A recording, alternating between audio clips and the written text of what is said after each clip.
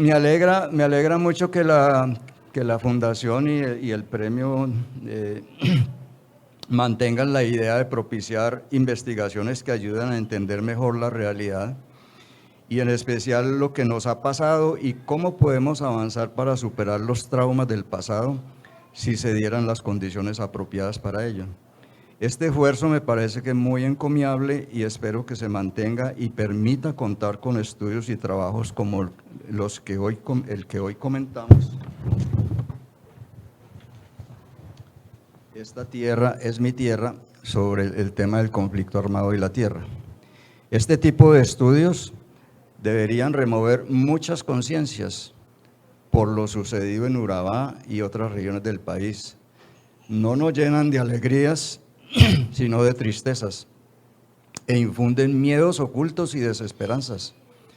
Al tiempo que deja muchas inquietudes sobre quiénes somos, por qué la sociedad no ha reaccionado debidamente como muchos lo esperamos ante este conflicto que ha sufrido la sociedad colombiana durante 60 años y que aún continúa y se niega a terminar. Felicito no solamente a los autores por su estudio, me pareció muy serio, hecho con un gran profesionalismo académico y sin pretensiones de encontrar la verdad. Y lo más importante es que nos deja más preguntas que respuestas. Las limitantes de información cuantitativas y cualitativas son evidentes en este tipo de trabajos, pero ello no impidió que ellos avanzaran en el conocimiento de una realidad que es muy compleja y que se ha negado al cambio. Por eso ese conocimiento es fundamental para la sociedad, porque lo que no se conoce no se puede cambiar, al tiempo que no todos los cambios son posibles. Los autores encontraron nuevos caminos para analizar algunos fenómenos de transferencia de tierras, descubrieron procesos que dificultan la restitución de tierras, como las cadenas que se forman en las transferencias y la participación en esas cadenas de varios actores. También hacen notar que los hechos violentos no son un mecanismo propiamente dicho, sino que activan o inhiben algunos de los mecanismos de las transferencias de tierras, y que la apropiación de la tierra de distintas maneras aparece como un instrumento eficaz para garantizar el control y la persistencia del conflicto.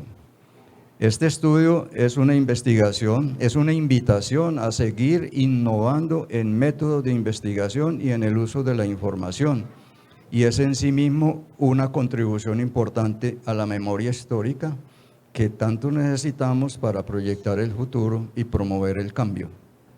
Esta investigación permite promover reflexiones sobre la evolución de las sociedades territoriales y la sociedad rural en Colombia, las que han transitado de un tipo de conflicto a otros, girando siempre alrededor de la tierra y los derechos de propiedad, pero también motivados por la codicia, la ausencia del Estado, el narcotráfico y problemas estructurales que no se han resuelto. Estamos ubicados en una sociedad que no ha podido entrar en la modernidad, como tampoco desarrollarse para sustituir las fuentes de riqueza y acumulación y poder derivados de la posesión de la tierra hacia otras actividades como la industrialización, el desarrollo de la ciencia, la tecnología, el conocimiento, el desarrollo de los servicios y la infraestructura y otras, sin que ello conduzca a generar, por supuesto, desequilibrios territoriales y el desconocimiento de derechos, y abra un espacio al uso de criterios rectores como la dignidad, la equidad, el respeto de los derechos, la solidaridad, el respeto del otro y sus ideas, etc. Hemos pasado por conflictos por la tierra durante un largo periodo de conflictos armados que vienen desde la independencia hacia los conflictos por el territorio y sus riquezas. Hemos transitado también desde los intentos fracasados de hacer una reforma agraria y avanzar en el desarrollo rural, pasando por el despojo de tierras y las políticas de mercado de tierras, hasta los procesos de restitución de tierras despojadas en los últimos 30 años. Y también pasamos de los intentos determinar los conflictos armados hasta el desconocimiento mismo de acuerdos firmados. En todo ese proceso está presente el tema de la tierra. Resolverlo es, por lo tanto, un desafío que aún debe convocar a la sociedad, pues es una deuda social y política que no puede quedarse en la categoría de insoluta. Pese a los intentos realizados, parece que no avanzáramos y permanecen varios conflictos en la sociedad. El tema de la tierra está presente, pese al proceso acelerado de urbanización, o sea, el despoblamiento rural, como si este fuera una de las soluciones facilistas para la sociedad. Podemos decir que ello es penoso y da vergüenza ajena, y es una realidad integrada por muchos demonios y pocos ángeles, como lo es el proceso de restitución de tierras y las transferencias de propiedad a que se refiere el trabajo que hoy se comenta. El desequilibrio entre ángeles y demonios va en contra del campesinado, en una sociedad donde los campesinos no cuentan con políticas públicas adecuadas y sostenibles para eliminar las vulnerabilidades que los acosan y que afectan la vida rural. En este libro, La tierra es mi tierra, se nos recuerda que la paz no consiste en firmar unos documentos. Debe ser un compromiso del Estado y de la sociedad toda que acompañe el proceso a través de actos positivos que le den viabilidad y sostenibilidad.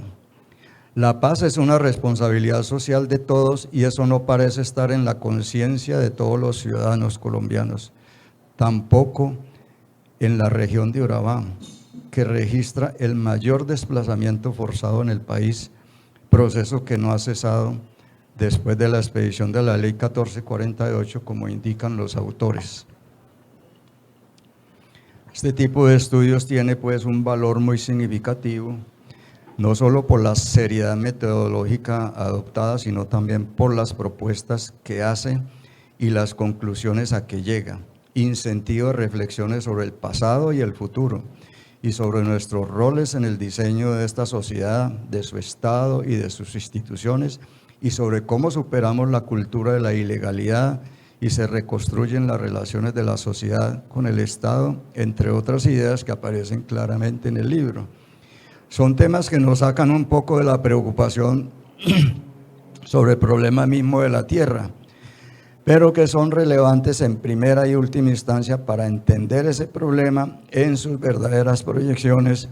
Y además debemos partir del presupuesto de que todo está relacionado con todo. Quiero, hasta ahí las notas que escribí. Bueno, yo quiero indicar unos aspectos muy generales del estudio antes de pasar aquí a un diálogo con el colega. Creo que este estudio ha sido diseñado con todo el rigor académico que uno puede esperar en una investigación compleja como es este tema de la relación tierra-conflicto. Tiene, digamos, es diseñado con un rigor desde el marco conceptual que tiene al principio hasta las reflexiones finales, pasando por una descripción del escenario del conflicto en Urabá, los actores armados participantes, la manera como se va reconfigurando el territorio en el conflicto, el análisis de los mecanismos de transferencia de la propiedad, el análisis cuantitativo y cualitativo de aproximación a las relaciones propiedad y conflicto armado. Y quiero destacar 5 afirmaciones que encuentro que son muy sugestivas en este trabajo y que nos van a servir un poco para la reflexión en este conversatorio. Son ellas, y simplemente voy a hacer el enunciado prácticamente de frases que encontré en el libro. Dice, la tierra es un recurso de alto valor. Eso está pues bien justificado en el trabajo de por qué la tierra es un elemento de un valor impresionante que uno no se alcanza a imaginar en la sociedad colombiana y en la sociedad rural. Segundo, la protección de los derechos de propiedad se relaciona de manera estrecha con la fortaleza de la presencia estatal, por la fortaleza de la presencia estatal y su permeabilidad frente a la corrupción. Tercero, la tierra debe entenderse como una dimensión estructural que requiere visiones holísticas de la realidad para entender sus dinámicas y su estructura. Este enunciado es bien significativo y vale la pena tenerlo en cuenta para la discusión. Cuarto, los derechos de propiedad permiten reconstruir la credibilidad del Estado, pero el Estado debe recuperar el monopolio de las armas y luchar contra la corrupción para que esa credibilidad realmente pueda fortalecerse. Y por último, la última frase que destaco es una que los autores mencionan al final, dice: hacer que la tierra deje de ser netamente instrumental y se convierta en una reconfiguración de la legalidad de la región de Urabá. Esa frase me parece a mí fundamental en esta discusión. Es que pueden ver ustedes un poco cuál es el rol y el papel que tiene la tierra en el desarrollo no solamente de la sociedad local como la sociedad de Urabá, sino en el conjunto de la sociedad nacional por esa importancia y ese peso que tiene. Entonces quería destacar esas reflexiones y con ello tal vez empiezo haciéndole una pregunta a Juan Carlos, y es lo siguiente. Cuando uno mira la ruralidad en general, encuentra que la tierra está presente en todo. O sea, no hay un tema de la ruralidad que no tenga que ver con la tierra. Ustedes lo pueden, porque tierra son recursos naturales, tierra es el agua que sale de la tierra, tierra es todo, y ellos mismos lo han confirmado en el trabajo, el papel fundamental que tiene y la complejidad del concepto mismo de tierra, que tiene que verse de una manera holística. Entonces uno pues maliciosamente dice: si eso es así, la tierra tiene que ver con todo lo que sucede en el sector rural, ¿para qué estudiamos la relación tierra-conflicto si eso ya lo sabemos? De antemano. Eso es así, es tan claro, y si ustedes leen la mayoría de los trabajos que se han hecho en Colombia sobre el conflicto, todos de alguna manera llegan directa o indirectamente a el tema de la tierra como uno de los corazones, de los centros fundamentales del conflicto armado. Y ellos lo ratifican al final también con una frase más o menos así. Entonces, ustedes, los investigadores, se metieron en una aventura de buscar cómo probar, pienso yo, cómo mostrarnos a nosotros, a la sociedad antioqueña, al país, a los urabeños, a los habitantes de Urabá,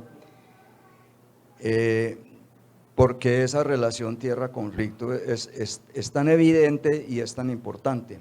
Y obviamente utilizaron todo el proceso metodológico y avanzaron incluso a hacer ejercicios estadísticos con una información limitada, por supuesto, como es la información que uno puede encontrar a nivel de veredas, que ustedes hacen un intento muy interesante de usar información veredal. Pero yo les pregunto, ¿ustedes quedaron satisfechos con esa investigación y quedaron suficientemente convencidos que hay una relación tan estrecha entre tierra y conflicto, que eso para qué lo seguimos estudiando más? O sea, ¿cuál es la sensación que ustedes tienen y qué piensan que podría hacerse desde el punto de vista de la investigación de propuestas de investigación para seguir perfeccionando la búsqueda de esa relación, no solamente en términos cuantitativos, sino también en términos cualitativos. Eso es, digamos, como una inquietud que quería. Bueno, muchas gracias. Primero, antes de contestar tu pregunta, Absalón.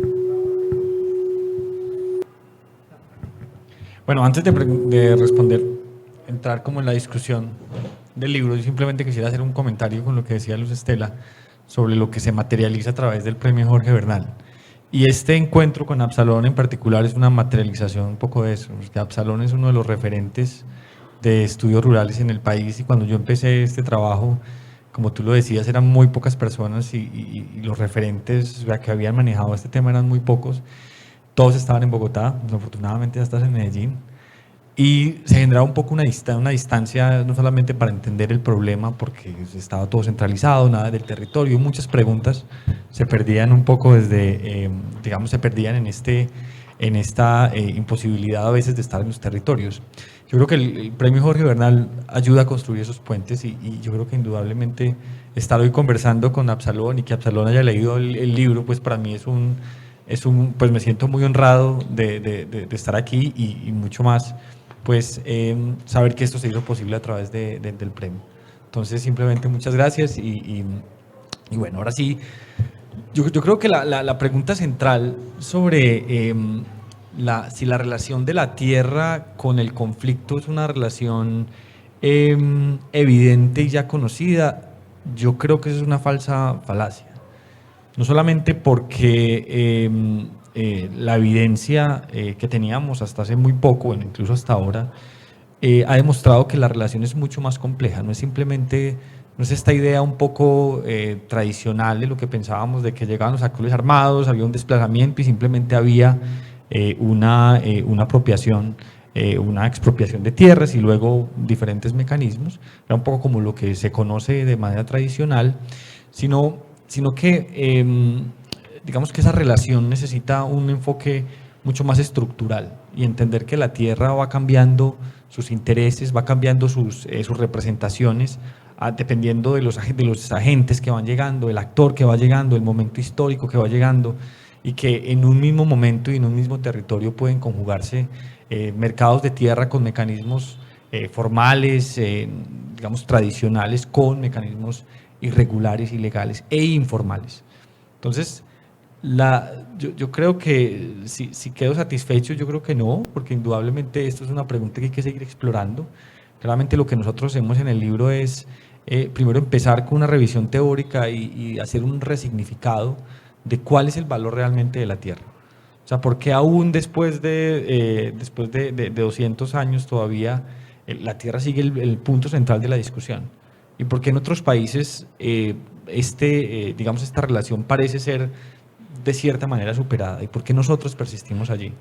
Entonces, un poco es entender que la relación entre conflicto armado y estructura de la propiedad pasa por esos múltiples valores de la tierra: el valor simbólico, el valor militar, el valor estratégico, todas estas representaciones que entran en las motivaciones de los actores, tantos ilegales como ilegales, para apropiarse de la tierra. Yo creo que ese es un elemento importante antes de simplificar simplemente la discusión diciendo donde hubo conflicto, hubo una modificación del conflicto de la estructura de la propiedad de la tierra, donde hubo paramilitares, entonces por tanto hay concentración, o donde hubo guerrilla, por tanto hay mayor informalidad.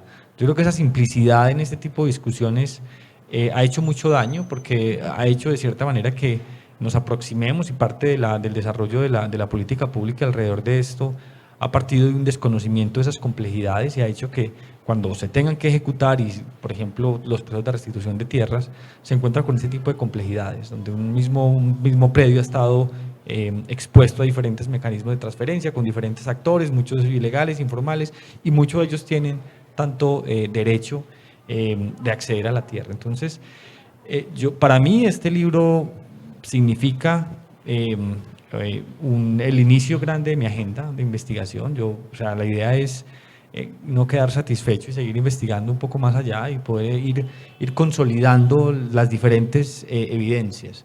Y aquí lo que hacemos es recolectar evidencia cualitativa a través de entrevistas a ex líderes paramilitares, ex líderes guerrilleros. Hacemos una reconstrucción cualitativa usando, pues partiendo de las narrativas de los actores para poder entender un poco cómo fueron esas configuraciones de los territorios en Urabá y cómo, como les decía, este valor de la tierra se va modificando y esta relación que parece tan obvia y que parece tan clara de conflicto armado sobre la tierra, pues no es así. En algunos momentos un mismo actor en dos diferentes territorios tuvo diferentes motivaciones y por tanto tuvo diferentes efectos sobre la estructura de propiedad de la tierra. Yo creo que el punto central y un poco lo que decías tú ahorita, Luz Estela, de este tipo de reflexiones es entender que este tipo de relaciones o este tipo de investigaciones tienen que tener un enfoque territorial, entender los territorios desde su naturaleza, desde su construcción, desde su misma consolidación como estructura de propiedad de la tierra, para finalmente, no sé si llegar a una respuesta única, pero por lo menos sí ofrecer un panorama claro que permita desarrollar políticas públicas adecuadas y que permitan desarrollar políticas públicas que logren finalmente descifrar el tema de la propiedad de la tierra. O sea, porque hay un paradigma también de que un poco que lo que queremos la propiedad de la tierra es distribución total, o sea, que haya todo el mundo exactamente con la misma propiedad de la tierra. Tal vez lo que estamos buscando quizá es estructura de propiedad de la tierra que consoliden estructuras productivas y sociales y políticas donde haya mayor equidad, donde haya mayor acceso, y eso claramente está determinado por las estructuras de propiedad de la tierra, pero no necesariamente pues, están asociadas a esto. Entonces yo sí creo que esta respuesta entre la necesidad pues, de entender estos dos elementos, conflicto y propiedad de la tierra, tienen que partir de este conocimiento territorial. En Urabá creo que todavía hay muchas preguntas por resolver. Hay muchísimas preguntas por resolver. O sea, cuando uno habla sobre las mismas dinámicas del conflicto armado, cuando uno habla con los líderes de las FARC, con los líderes de los paramilitares sobre cómo ellos se acercaban a la tierra y cómo ellos realmente modificaron, desarrollaron los diferentes mecanismos que ahorita más tarde hablamos de ellos, para apropiarse de la tierra en diferentes momentos. Figuras como el tema de las familias farianas, algo que por lo menos a mí me llamó mucho la atención, que algo que yo nunca había leído, y era el tema de que la tierra en algún momento también se volvía un bono pensional para muchos guerrilleros, pues muchos excombatientes. Entonces, ese tipo de dinámicas de conflicto y tierra, pues va teniendo diferentes resultados en las estructuras. Entonces, yo creo que no hay una respuesta, y yo no sé, Absalón, si en la visión de tu nuevo libro, de la nueva ruralidad, de pronto se transite a una nueva concepción o quizá a una nueva dinámica donde la propiedad de la tierra tiene que jugar como un papel más integrador desde lo territorial y demás para consolidar esos procesos de desarrollo, pues, y esta nueva ruralidad conurbana. No sé tú cómo lo ves desde... Sí, digamos, en ese libro hay una consideración central, y es que la transformación de la ruralidad en el futuro tiene que pasar inevitablemente por el rediseño de la estructura de la propiedad rural. O sea, no hay otra alternativa, porque es que ese es el centro, digamos, de la vida de los pobladores rurales, es la tierra, no es otra actividad. Por ahora, hasta ahora, la idea de la multifuncionalidad de la agricultura, o sea, de que los agricultores pueden encontrar una multitud de funciones, de actividades diferentes al trabajo mismo agrícola, en la agroindustria, en el comercio, en los servicios, en el agroturismo, etcétera, es una idea que todavía no ha mostrado, digamos, una dinámica suficientemente arrolladora como para decir que la tierra va a ir pasando a un segundo plano en eso. No, yo creo que es fundamental, y hay un elemento central en eso que yo lo destaco mucho, pues no solamente yo, sino pues la mayoría de la gente, y es la función de la tierra como productora de alimentos. Ese me parece a mí que es un tema central, porque sin tierra, ¿cómo producimos alimentos? Por lo menos en este mundo, no sé si en otro mundo diferente, pero en el mundo que nos tocó vivir y el que viene va a seguir siendo así. Es muy probable que la agricultura en los países desarrollados se tecnifique hasta tal manera que termine siendo la agricultura simplemente una fábrica de alimentos que está en las áreas rurales. La agricultura bajo techo, todo en una fábrica, etcétera, etcétera, donde no hay insectos, donde la naturaleza se desaparece. Pero nosotros no estamos en ese camino, digamos, y creo que la insistencia, digamos, nuestra es un poco en conservar la naturaleza, conservar la biodiversidad, la biodiversidad como fuente de vida en el sector rural. Y llamar la atención a la sociedad toda de que sin producción de alimentos en el campo y alimentos sanos, saludables, generados con tecnologías más agrobiológicas y no utilizadoras de insumos agroquímicos y intensivos, etcétera, sin eso las ciudades no pueden existir. Por eso yo hago una relación muy estrecha entre la ruralidad y lo urbano en el libro, que seguramente algunos de ustedes irán a leer, y es precisamente por eso. El elemento central de la relación rural-urbana es la producción de alimentos, no es otro. Y esa relación rural-urbana fortalece precisamente los derechos de propiedad rural para que las ciudades, los habitantes urbanos, los que yo llamo los urbanitas, puedan tener la seguridad de tener una vida pues tranquila desde el punto de vista de que no van a pasar hambre o que no se van a enfermar por estar comiendo alimentos contaminados, etc. Entonces es muy fundamental en eso. O sea, ustedes analizaron allí la tierra como un factor fundamental en la explicación del conflicto y de la actividad de los actores armados, etcétera, la apropiación y la transferencia de la tierra. Pero hay una cosa que yo quería llamar la atención y que creo que ustedes no lo tocaron en el libro, pero obviamente no tenían que haberlo tocado, pero que me parece a mí muy importante resaltarlo porque muestra que la tierra no solamente cumple una función social y ecológica, como está prevista en la Constitución y como digamos es lo normal, sino que cumple también otras funciones. Y en el conflicto cumplió una función fundamental de ser el instrumento esencial para el control del territorio. Pero también, eso quiere decir que la tierra termina siendo un instrumento de la guerra. Y eso para mí tiene un nombre particular, eso se llama involución de los derechos de propiedad. O sea, la tierra en el conflicto deja de cumplir una función social y ecológica y pasa a cumplir una función como elemento de la guerra. Pues la conformación de corredores para el negocio del narcotráfico, para la entrada y salida de armas, el control territorial, pues que es propio de todos los conflictos.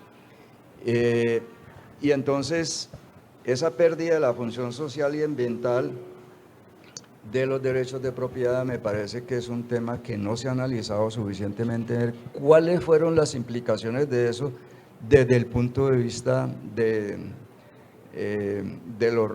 la ruralidad, de la sociedad rural? Porque esa reflexión va mucho más allá todavía, porque no solamente fue la tierra la que dejó de cumplir su función social y ecológica por la forma como los actores armados la utilizaron como instrumento de guerra, sino también que fue la misma sociedad rural la que dejó de cumplir su función social. ¿Cuál es la función de la sociedad rural en ese caso? Pues establecer relaciones de amistad, de solidaridad, de intercambio, relaciones con el medio ambiente, relaciones con las instituciones, etc. Y como el conflicto destruyó el tejido social, buena parte del tejido social, la misma sociedad no pudo cumplir esa función social. O sea que la cosa va mucho más al fondo, digamos, de que el problema no fue solamente lo que pasó con la tierra, sino lo que pasó con la misma sociedad rural, de cómo sus funciones se trastocaron, se tergiversaron y terminaron, digamos, en una cosa que yo podía llamar una especie de tragedia en el sector rural, porque ni la tierra cumple su función social y económica y la sociedad rural tampoco cumple su función social, que es las relaciones, los tejidos sociales, el intercambio, el fortalecimiento de esos tejidos para relacionarse con el Estado o con otros actores por fuera. De manera que me parece que esos temas son muy relevantes porque indican, como tú dices, que no podemos dar por terminadas las preocupaciones sobre el análisis del tema de la tierra y qué le pasó a esta sociedad con la tierra y por qué no ha resuelto ese problema. Porque el asunto es muy preocupante en ese sentido. Sabemos qué ha pasado con la tierra, cómo se ha utilizado la tierra, todos los conflictos que se han generado y sin embargo la sociedad no toma conciencia, no se revuelca, digámoslo así, para decir este problema hay que resolverlo, porque hay una cosa muy clara en el desarrollo, y es que si usted en estos países, si usted no resuelve el problema de la tierra, no puede tener desarrollo económico, no puede tener democracia, no puede tener una sociedad participativa, no puede tener un Estado legítimo, en fin, es que la tierra tiene una función política muy grande, sí, más allá de la función social y económica, que es esa de que cuando se resuelve ese problema de la gran concentración de la tierra, del mal uso de la tierra, etcétera, se camina, digamos, en una dirección que puede consolidar la paz y que genera condiciones de paz. Es decir, por eso me llamó mucho la atención al leer el libro, que yo no lo había pensado así tanto, de ver que la tierra es una cosa tan compleja y el llamado que ustedes hacen me pareció muy excelente. Hay que mirar la tierra desde el punto de vista holístico. No nos quedemos mirando su función productiva o los derechos de propiedad, hay que ir mucho más allá y por eso el campo que está abierto para la investigación sobre ese tema es enorme. No, pero tú tocas un tema que llama mucho la atención dentro de los múltiples valores de la tierra y es el papel de los actores. O sea, tú hablabas, por ejemplo, la dimensión de actor, los urbanitas, ¿no? Así los llamas. Actores que llegan con dinámicas diferentes a territorios rurales, pero también hay actores de naturaleza rural que han participado de manera directa en el conflicto. Y esto indudablemente también modificó las relaciones de conflicto en algunos sitios. Pues muestra de esto es la evidencia que hay de algunos frentes de las FARC que tenían unas claras políticas de conservación, por ejemplo, de coberturas y de usos. Entonces yo creo que ahí está otra dimensión, no solamente de la tierra en sí mismo, desde sus múltiples valores, pero también el actor que entra en un momento histórico específico, con una configuración de territorio específico, pues ya en esa misma se determina una propiedad, una relación con la tierra. Nosotros en el libro hacemos una revisión de 3 grandes dimensiones del valor de la tierra. Nosotros hablamos de que la tierra juega un valor simbólico, claramente tener el arraigo que hay detrás de la tierra genera unas construcciones sociológicas, antropológicas alrededor de la tierra, y lo que tú decías, detrás de un desplazado no solamente hay una tierra abandonada que deja de ser producida, sino estructuras sociales que se destruyen, estructuras de cooperación y demás. Un valor económico y político, que es un poco lo que tradicionalmente tenemos en la mente, pensar la tierra como un activo líquido, O sea, una tierra no pierde valor, un poco es como la idea más economicista del punto. Y otro punto que es el valor de la tierra desde el punto de vista estratégico militar. O sea, entender que por qué alguna tierra aún hoy, después de firmar el acuerdo, sigue estando en disputa. ¿Sí? O sea, ¿cuál de estos tres valores realmente es el que está determinando el interés de los actores? Otra vez, entendiendo esta visión holística de actores con diferentes motivaciones que activan diferentes mecanismos para modificar las estructuras de propiedad de la tierra. Entonces yo creo que ese tipo de complejidades indudablemente son las que marcan la evolución y, digamos, los efectos finales que va a tener estos fenómenos sociales frente al conflicto. Mira, sobre eso yo te diría que ese es un tema, ese tema que has señalado de los actores, y ustedes lo destacan mucho en el libro, que lo importante en estos análisis no es tanto hacerle un seguimiento a los mecanismos de transferencia de la tierra en sí, digamos una parte muy instrumental del conflicto y de la apropiación de los territorios, sino que hay que hacerle más seguimiento a los actores. ¿Quiénes son los actores que participan en el conflicto? ¿Cuáles son sus intereses, sus relaciones? ¿Por qué la tierra está en sus miras? Es decir, y allí aparece algo que yo comentaba con Juan Carlos, es que todos estos trabajos sobre el conflicto y la relación tierra-conflicto se quedan muy metidos en lo rural y descuidan las relaciones con lo urbano. ¿Por qué razones? Porque los actores del conflicto no necesariamente son todos actores interesados en la ruralidad o en la tierra. Y muchos de ellos son agentes, terminan siendo agentes e intermediarios de otros actores que no están en la ruralidad, pero que tienen intereses por la tierra. Y yo me pregunto en el caso de Urabá, pues muy concretamente, y cosa también que creo que ha sido analizada y es bien mencionada, los empresarios bananeros de Urabá no viven en Urabá, viven en Medellín, cuando no en Miami. Y ellos son actores participantes en ese conflicto, directa o indirectamente. Esperaríamos que la Comisión de la Verdad nos arroje muchas luces sobre el rol que han jugado esos actores urbanos, empresarios, los financistas, los especuladores de tierra, los agentes inmobiliarios, todos estos personajes que están por fuera del sector rural, que viven en lo urbano, pero que tienen la tierra como un objetivo, en este caso, más económico que político, por supuesto, porque están pensando es la valorización de la tierra hacia el futuro, que allí hay fuentes de agua, que al lado hay un bosque, que yo también me lo puedo apropiar o comprarlo, en fin. Entonces la relación tierra-conflicto pasa también por la relación de los actores y el papel de lo urbano en el conflicto, por la tierra.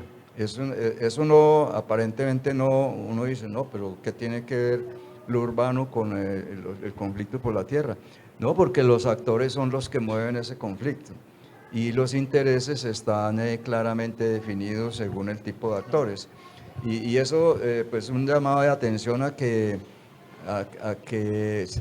miremos la tierra de una manera holística, pero lo holístico no es solamente al interior de la ruralidad, sino al interior de toda la sociedad colombiana, para poder entender un poco qué es lo que ha pasado y por qué sigue siendo la tierra un factor del conflicto todavía, y eso no se ha resuelto. De manera que ese tema es muy relevante y nos lleva pues a ese tema de mirar con más profundidad las relaciones rural-urbanas, porque generalmente ese ha sido un tema que no lo hemos considerado pues de una manera profunda, significativa, sino como una cosa muy circunstancial, digámoslo así, pero tiene muchos elementos de fondo. Y una cosa importante en eso, Absalón, que también, digamos, en el libro tratamos de abordar es, cuando ya uno entiende la tierra no como un elemento estático con las mismas motivaciones, sino que es un elemento que va evolucionando a medida que el territorio se reconfigura, de que los actores van llegando, también uno va entendiendo de que claramente es como objeto dinámico y como un asunto, como un resultado de las relaciones sociales, las formas en que se intercambian también son dinámicas, ¿cierto? Entonces una de las cosas que más le hicimos énfasis en el libro fue tratar de entender esos mecanismos, cómo la gente, cómo lo que conocemos hoy de Urabá como estructura de propiedad de la tierra llegó a consolidarse. ¿Esto fue un asunto simplemente de resultado del conflicto armado o efectivamente qué otros mecanismos hay allí? Nosotros en el libro desarrollamos 8 mecanismos, poniendo un mecanismo en particular que en Urabá juega un papel fundamental y que puede explicar en cierta medida mucho del origen del conflicto por la tierra, y es el papel de las titulaciones, la que hablábamos alguna vez sobre el tema de las titulaciones baldías. O sea, entender que Urabá en sus inicios entra como dos grandes olas de mecanismos, las titulaciones del gobierno nacional para las explotaciones, que Urabá era tierra inundada y que básicamente había que hacer grandes inversiones para lo que hoy se conoce como la zona bananera, y cómo a partir de esto se empiezan a configurar diferentes mecanismos, mecanismos que van desde la colonización específica, la colonización que se consiste simplemente en el desmonte y esto pues que está relacionado a la informalidad y la tenencia de la tierra, hasta mecanismos mucho más complejos que terminan con el despojo y con la misma, pues de estos mecanismos mucho más de falsificación y suplantación. Y una cosa que es muy interesante es el papel de los derechos de propiedad en ese punto. Los derechos de propiedad hasta en la mayoría de los mecanismos iniciales en Urabá, no parecía ser como el principal punto de interés. Era un asunto más de ocupación territorial y era suficiente. Un poco porque existía esa figura de la abundancia de la tierra. Pero cuando llega un poco esta conjugación de diferentes actores, los derechos de propiedad empiezan a jugar un papel fundamental y terminan en mecanismos tan complejos como pues, los casos que conocemos de suplantación, de falsificación de titulaciones, o incluso algunos casos que documentamos acá, donde actores paramilitares, pues coartando toda la institucionalidad, iban con el notario finca en finca a hacer las transferencias de tierra con el título. O sea, realmente el papel del derecho de propiedad empieza a migrar y empieza a mutar y empieza a volverse, pasa de ser algo, como les contaba, de poco interés a volverse el centro del tema. Y digamos, esta posibilidad de entender de una manera histórica la dinámica de los actores y demás, indudablemente nos ayuda a entender por qué algunos de estos procesos de restitución en Urabá no han sido exitosos. Pues parte de la razón principal es que no podemos llegar con una visión simplista de que en Urabá toda la tierra que se transfirió del 2001 al 2005 fue ilegal o fue vendida por precios irrisorios. Eso no es así, ¿sí? Porque en su momento habían diferentes mecanismos rodando en su mismo momento. Entonces yo creo que ese es un tema importante que nos abre el camino cuando uno empieza a tener estas visiones un poco más globales y estructurales pues, del concepto de la tierra. Sí, mira, ustedes al final en el capítulo, las reflexiones finales, pues hacen unas propuestas, adelantan unas propuestas que básicamente son pues la reconstrucción de la relación ciudadano-Estado, el control del narcotráfico, construcción de una gobernanza diferente o fortalecer la existente en la región. Por supuesto, una mayor presencia del Estado en la sociedad de Urabá y otras cosas. Yo quisiera referirme solamente a uno de esos temas, que es el tema de la gobernanza de la tierra, porque me parece que es un tema bien importante, tiene que ver con muchas cosas, entre otros obviamente por la presencia y la fortaleza del Estado y de sus instituciones para regular conflictos y ordenar el proceso de desarrollo y facilitar las cosas, etc. Pero también creo que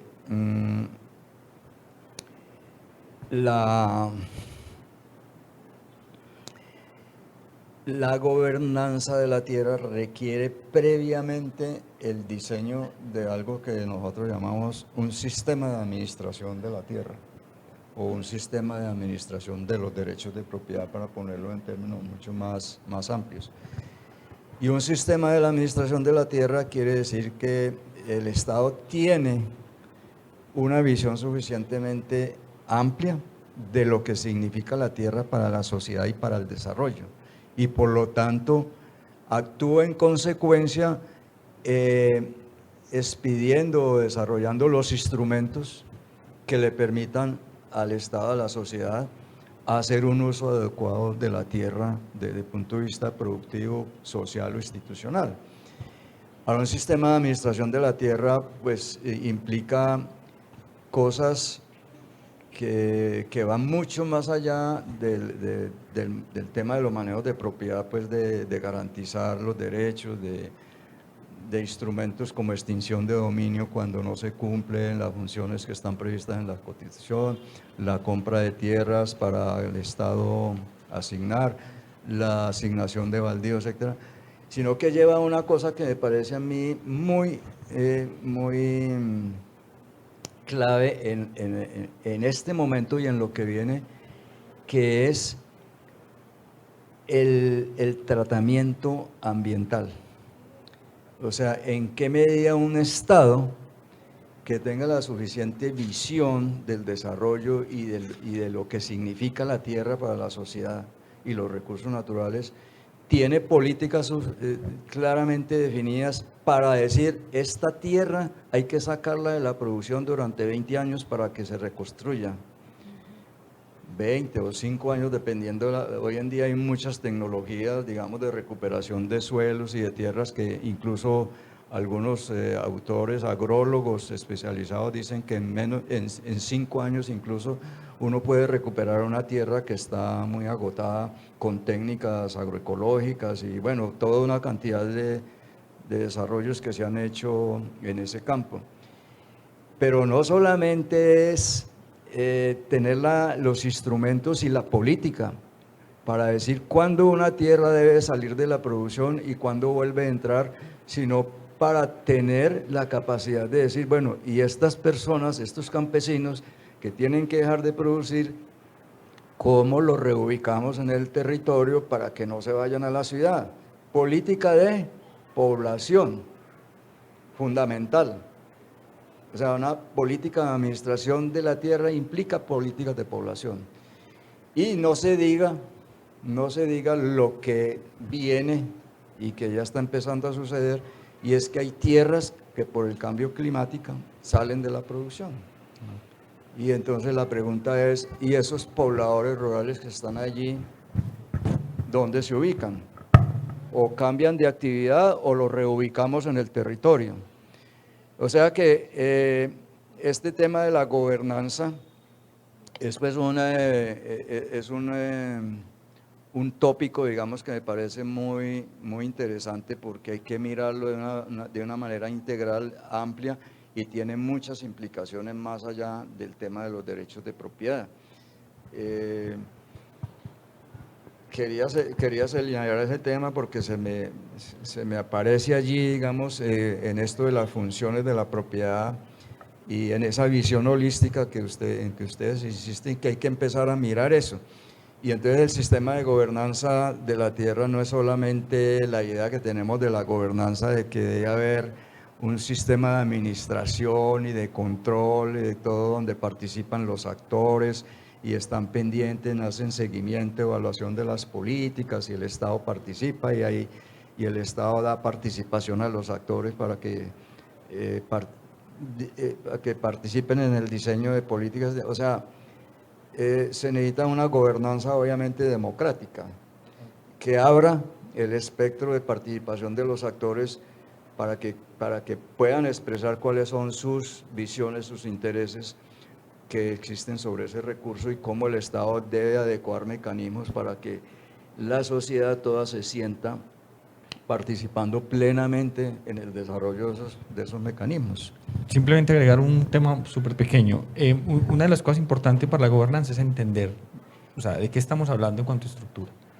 Y yo creo que hemos avanzado bastante. Cuando empezó este libro, por ejemplo, el acceso a la información catastral, pues tú lo sabes bien, esto antes era una cosa súper cerrada. Y cuando nosotros nos enfrentamos a este libro, pues la información era extremadamente escasa.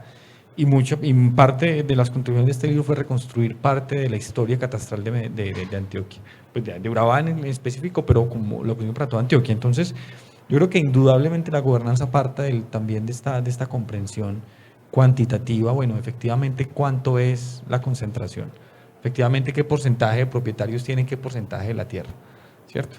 Por ejemplo, simplemente para darles un dato súper corto, en Urabá lo que nosotros encontramos es que alrededor del 1.3% de los propietarios tienen el 80% del terreno, de todo el terreno Urabá.